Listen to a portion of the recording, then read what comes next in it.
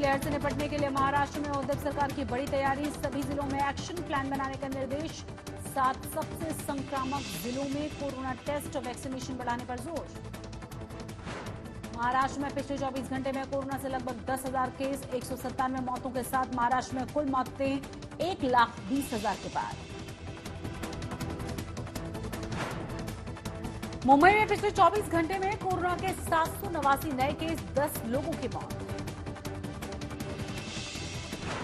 रत्नागिरी जिले के 4 गांवों में मिले 6,000 टेस्ट करने के बाद डेल्टा प्लस वेरिएंट के 9 केसेस, कुल केस 141। नवी मुंबई में बन रहे एयरपोर्ट का नाम डीवी पाटिल के नाम पर करने की मांग को लेकर जुटी हजारों की भीड़। बीजेपी का आंदोलन को समर्थन। ठाकरे सरकार ने बाला साहेब ठाकरे के नाम पर रखा है एयरपोर्ट का नाम। नवी मुंबई में बन रहे एयरपोर्ट का नाम डीवी पाटिल के नाम पर करने की मांग को लेकर जुटी है हजारों की भीड़। बीजेपी का आंदोलन को समर्थन। ठाकरे सरकार ने बाला साहेब के नाम पर रखा है एयरपोर्ट का नाम। मुंबई में अब तक मास्क न लगाने वालों से बीएमसी वसूल चुकी है 58 करोड़ से ज्यादा का जुर्माना। मुंबई में मास्क न लगाने पर 200 रुपए है जुर्माना। बीजेपी के रडार पर डेप्यूटी सीएम अजीत पवार। परमवीर सिंह के केस में अजीत पवार के खिलाफ की सीबीआई जांच की मांग। बीजेपी ने कहा कि परमवीर सिंह के आरोपों पर सीबीआई कर रही है पूर्व गृह मंत्री अनिल देशमुख की जांच। परमवीर सिंह ने अजीत पवार और ट्रांसपोर्ट मंत्री अनिल परब का भी नाम लिया था, उनकी भी जांच करे सीबीआई। शिवसेना की सामना में राहुल गांधी को सलाह। बीजेपी का मुकाबला करने के लिए मिलाए शरद पवार से हाथ। सामना में राहुल गांधी पर हमला बोलते हुए छपा कि मोदी सरकार के खिलाफ राहुल के तेवर सिर्फ ट्विटर पर दिखते हैं। सामना में छपा के लोगों के गुस्से के बाद भी बीजेपी अपनी सरकार पर कोई खतरा नहीं होने का भरोसा है, क्योंकि बची हुई हैं विपक्षी पार्टियां। महाराष्ट्र बीजेपी अध्यक्ष चंद्रकांत पाटिल का एनसीपी मुखिया शरद पवार पर निशाना। कहा पवार ने पहले भी की थी राष्ट्रीय नेता बनने की कोशिश, लेकिन सफल नहीं हुए। मानहानि केस में सूरत कोर्ट में पेश हुए कांग्रेस नेता राहुल गांधी। 12 जुलाई को होगी अगली सुनवाई। 2019 की रैली में राहुल के भाषण में सरनेम को लेकर टिप्पणी का आरोप। बीजेपी विधायक उमेश मोदी ने दर्ज कराया था केस। महाराष्ट्र में 26 जून को 1000 जगहों पर चक्का जाम करेगी बीजेपी। ओबीसी का आरक्षण को लेकर हल्ला बोल की तैयारियां। मुंबई के कांदिवली हीरानंदानी सोसाइटी में हुई फर्जी वैक्सीनेशन मामले में कांदिवली पुलिस ने एक महिला आरोपी को गिरफ्तार किया। अब तक हो चुकी है 6 गिरफ्तारियां। गोरेगांव के नेस्को जम्बो कोविड सेंटर पर काम करती हैं आरोपी महिला। नेस्को के आईडी का इस्तेमाल कर फर्जी सर्टिफिकेट बनाने के आरोप। मुंबई में फर्जी वैक्सीनेशन करने वाले रैकेट के हाथों ठगे जा चुके हैं 2000 से ज्यादा लोग। सरकार ने बॉम्बे हाईकोर्ट में दी है जानकारी। मुंबई क्राइम ब्रांच ने लोअर परेल से बरामद की 8.25 करोड़ की कीमत की रेल की उल्टी। 2 लोगों समेत एक पूर्व पुलिसकर्मी गिरफ्तार। महंगे परफ्यूम, शराब, दवा आदि बनाने में इस्तेमाल होती है रेल की उल्टी। भारत में इसकी बिक्री पर रोक। 392 अंकों की बढ़ोतरी के साथ 52,699 पर बंद हुआ सेंसेक्स। 103 अंकों की बढ़त के साथ निफ्टी भी बंद। आधार से पैनलिंग करे बगैर 30 जून के बाद म्यूचुअल फंड से नहीं निकाल पाएंगे पैसा। नए निवेश करने के लिए भी अनुमति जरूरी। तेल कंपनियों ने गुरुवार को जून में 13वीं बार बढ़ाए हैं पेट्रोल और डीजल के दाम। इस महीने अब तक पेट्रोल 3.5 और डीजल 3 रुपए 15 पैसे महंगा हुआ। एसएनपी ने हटाया देश के विकास दर का अनुमान। 2020-21 में 9.5% की दर से अर्थव्यवस्था के बढ़ने का जताया है भरोसा।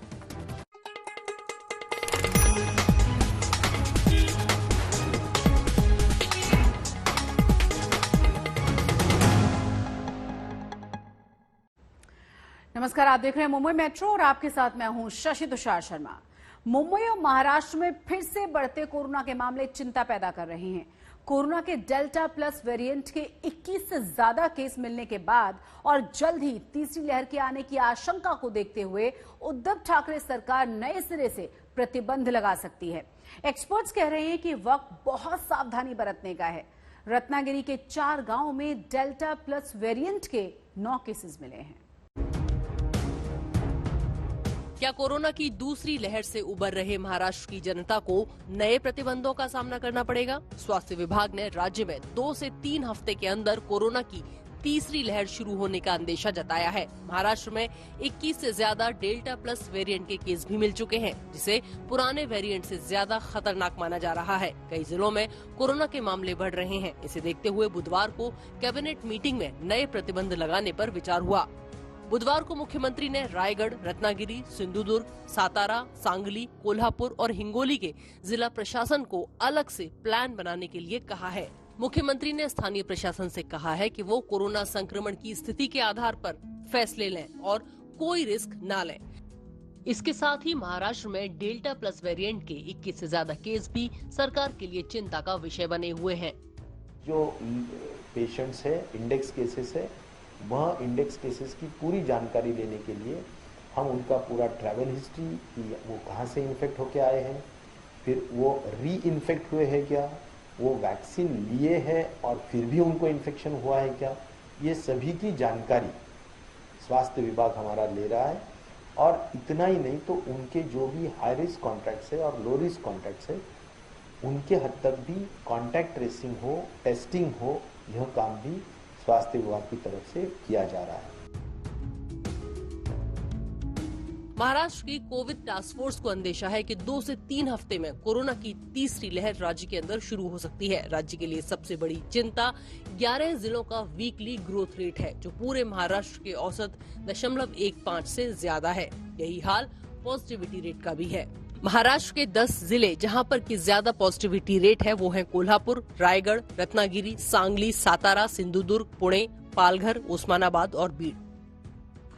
Some districts in Maharashtra have got a high positivity rate as well as the increase in the growth. And the reason for that obviously is that we need to go back to the same tools which we have adhered to for the last 1.5 years. We need to increase the testing where the test positivity rate is high.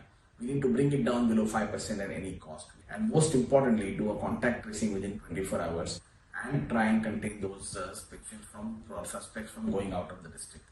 The most important parameter in all of this is going to be vaccination. So we need to have a deep vaccine penetration into all of these 11 districts so that we are able to quickly at least vaccinate one dose with maximum population as much as we can.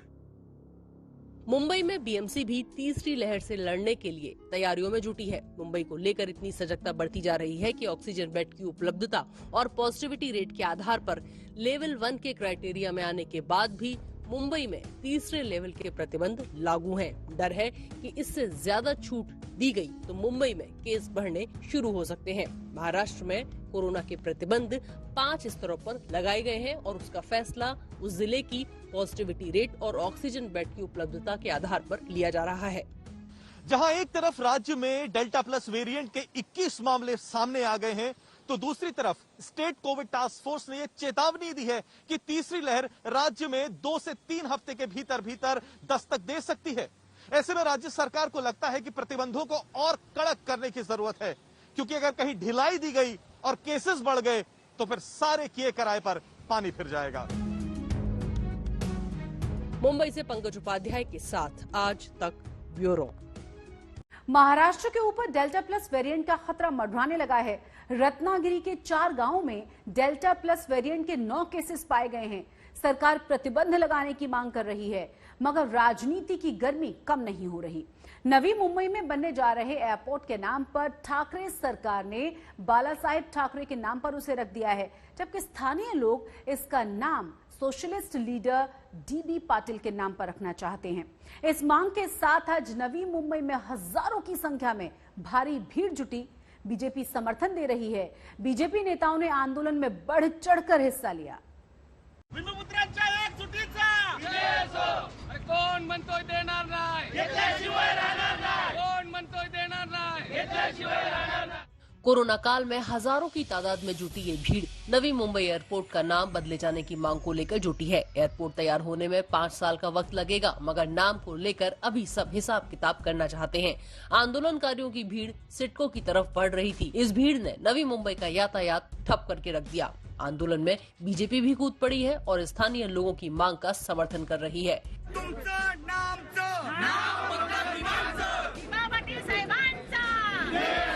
बाला साहब जी का नाम बड़ा है, पर अगर यहाँ पर पहले से जो डिमांड होती आई है उसके दरकिनार करके अगर बाला साहब का नाम देने की बात हो रही है तो कहीं ना कहीं यहाँ के पीएपीज है, यहाँ के स्थानीय है, इनके मन में कहीं ना कहीं एक हम कहेंगे कि संघर्ष की भावना, आक्रोश की भावना आज यहाँ पर पैदा हुई है। डीबी पाटिल को नवी मुंबई के लोग एक ऐसे व्यक्ति के तौर पर याद करते हैं जो उनके मुद्दों के लिए जिंदगी भर लड़े। दिनकर बालू पाटिल नवी मुंबई से 2 बार सांसद भी रहे। आखिरी बार 1999 में उन्होंने शिवसेना के टिकट पर लोकसभा का चुनाव लड़ा मगर हार गए।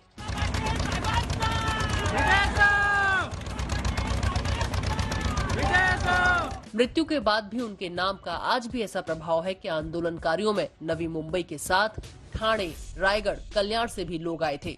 एयरपोर्ट का नाम डीबी पाटिल के नाम पर रखे जाने के लिए स्थानीय लोगों ने एक समिति भी बनाई है।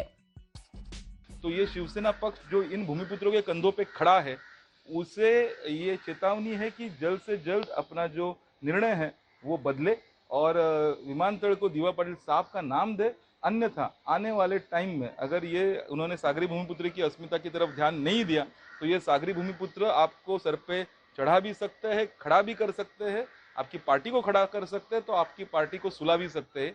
ये आप ध्यान रखिए। हैरानी की बात यह है कि एमएनएस के एकमात्र विधायक राजू पाटिल भी स्थानीय लोगों की मांग के समर्थन में उतरे, जबकि राज ठाकरे ने कहा है कि एयरपोर्ट का नाम छत्रपति शिवाजी महाराज के नाम पर होना चाहिए। नवी मुंबई से नीलेश पाटिल और मुस्तफा शेख के साथ आज तक ब्यूरो। क्या कोरोना वायरस का डेल्टा प्लस वेरिएंट अब तक का सबसे ताकतवर वेरिएंट है जिस पर कोरोना वैक्सीन का असर भी कम हो रहा है?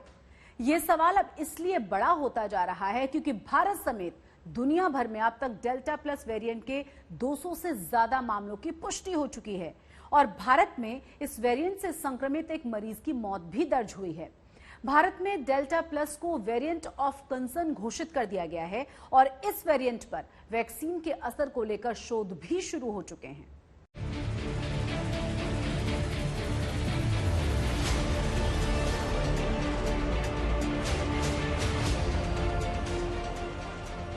दुनिया के 10 से ज्यादा देशों में अपनी मौजूदगी दर्ज करवा चुका डेल्टा प्लस अब भारत में भी वेरिएंट ऑफ कंसर्न बन चुका है। कम से कम 8 राज्यों में 40 से ज्यादा केस इस वेरिएंट के आ चुके हैं। भारत में डेल्टा प्लस वेरिएंट के संक्रमण से पहली मौत मध्य प्रदेश के उज्जैन में दर्ज हुई है। यहां 17 मई को एक महिला डेल्टा प्लस वेरिएंट से संक्रमित मिली। 23 मई को उस महिला मरीज की मौत हो गई। मरने वाली महिला मरीज ने वैक्सीन नहीं लगवाई थी।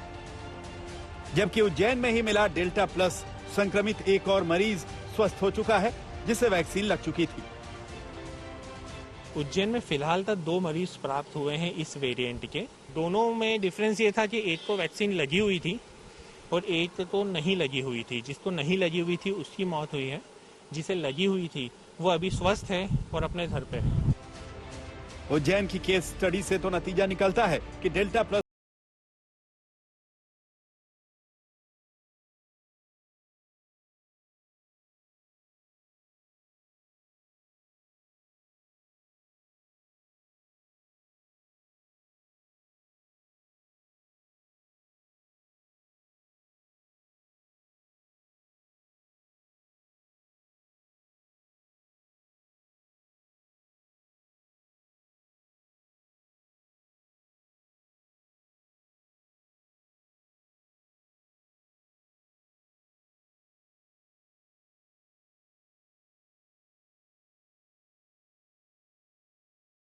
कि वायरस ज्यादा इन्फेक्शियस हो गया, ज्यादा तेजी से फैल सकता है, कि वो हम जो हमारे एस रिसेप्टर्स हैं उसमें एकदम जल्दी से चिपक जाता है और एकदम फैलना शुरू हो जाता है, कि वायरस ज्यादा विरुलेंट हो गया है, ज्यादा सीरियस इन्फेक्शन कर रहा है, वो फेफड़े में एकदम अटैक कर रहा है और जो लोगों को निमोनिया हो रहा है, डेथ्स ज्यादा हो रही है, हॉस्पिटलाइजेशन ज्यादा हो रही है। तीसरी इशू ये हो सकती है कि वायरस ने इम्यून एस्केप मैकेनिज्म बना लिया है, कि जो हम वैक्सीन दे रहे हैं उसकी एफिकेसी कम हो गई है। चौथी चीज ये भी हो सकता है कि वायरस जो है वो म्यूटेट कर गया और अब हमारे टेस्ट में ज्यादा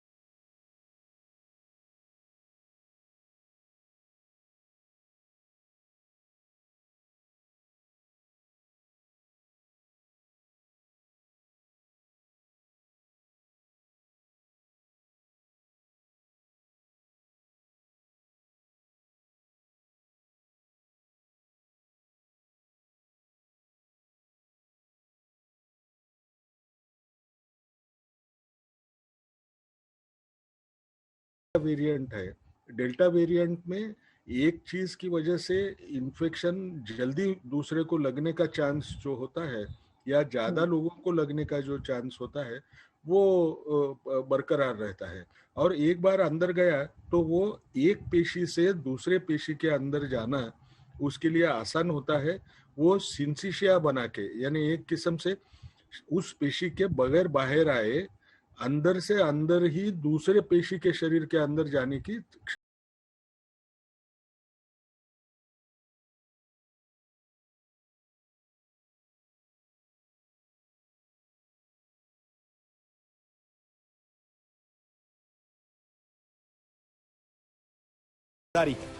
डेल्टा प्लस वेरिएंट सिर्फ भारत के लिए नहीं, पूरे विश्व के लिए एक चुनौती बन सकता है।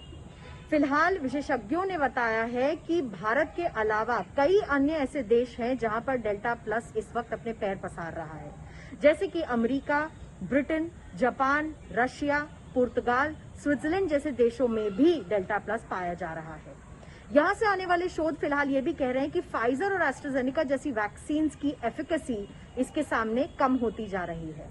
लेकिन भारत में फिलहाल वैक्सीन को लेकर शोध जारी है, ये चेक करने के लिए कि क्या वाकई में वैक्सीन की एफिकेसी इस वेरिएंट के सामने कम दिखाई दे रही है या नहीं। दिल्ली से मिलन शर्मा के साथ आज तक ब्यूरो। महाराष्ट्र के सामने डेल्टा प्लस वेरिएंट का खतरा बढ़ा है। पहली और दूसरी लहर में सबसे ज्यादा केस और मौतें महाराष्ट्र में हुई, लेकिन लोग अपनी मौज मस्ती में कोई भी कमी नहीं करना चाहते।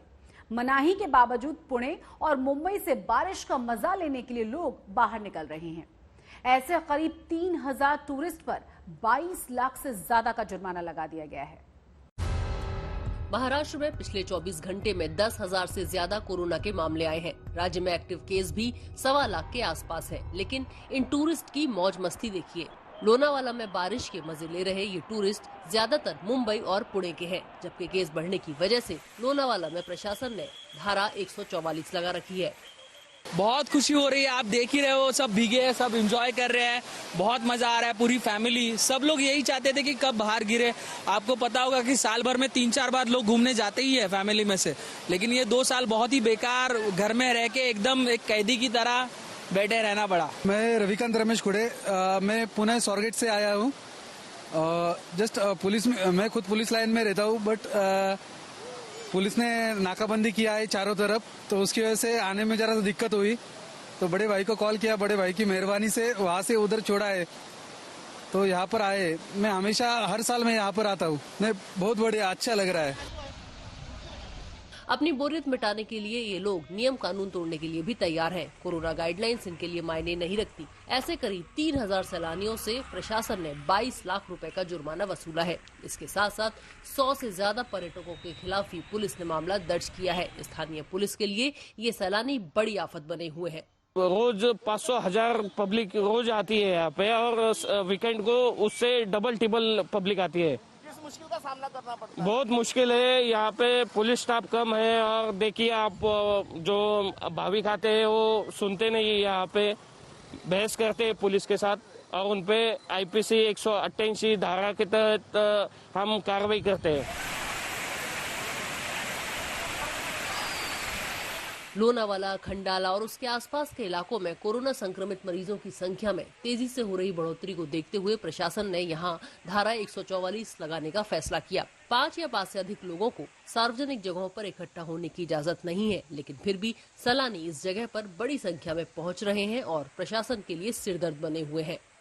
महामारी के इस दौर में जमावबंदी के आदेश सिर्फ लोनावाला या खंडाला में ही नहीं, तो राज्य भर के सभी टूरिस्ट स्पॉट पर ऐसी ही सख्ती है, वहां नहीं जा सकते, और इसीलिए सैलानियों ने राज्य भर के टूरिस्ट स्पॉट और धार्मिक स्थलों पर जाने से खुद को रोकना चाहिए।